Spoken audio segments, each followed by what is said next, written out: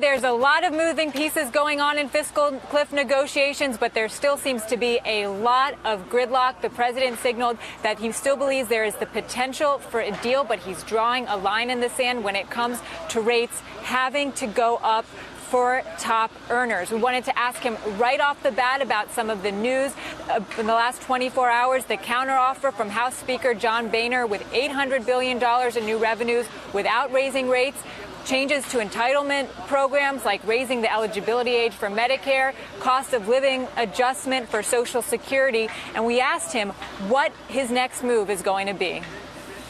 Have the potential of getting a deal done, but it's going to require what I talked about during the campaign, which is a balanced, responsible approach to deficit reduction that can help give businesses certainty and make sure that the country grows.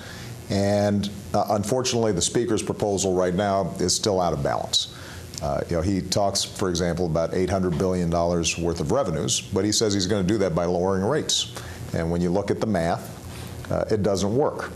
And so what I've said is that I am prepared to work with the Speaker and Democrats and Republicans to go after excessive health care costs in our federal health care system. We're going to have to strengthen those systems, and I think we can do that without hurting seniors, without hurting beneficiaries. I think that there's probably more cuts that we can squeeze out, although we've already made over $1 trillion worth of spending cuts. But if we're going to be serious about reducing our deficit, while still being able to invest in things like education and research and development that are important to our growth.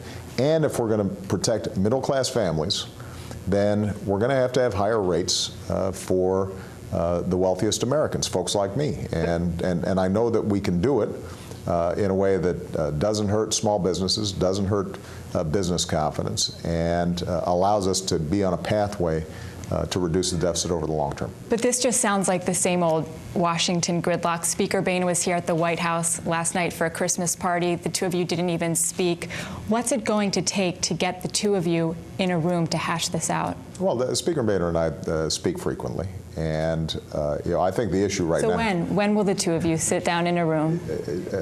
I don't think that the issue right now has to do with sitting in a room. The issue right now that's relevant is the acknowledgement that if we're going to raise revenues that are sufficient to balance with the very tough cuts that we've already made and the further reforms and entitlements that I'm prepared to make, that we're going to have to see the rates on the top 2% go up. And we're not going to be able to get a deal without it. So, Deirdre, the president sounds optimistic, but there's still a lot of daylight between what he put forward and what Speaker Boehner has come back with. All right. Now, Julianna, I know that you also spoke with the president about his relationship with the business community. What did he tell you?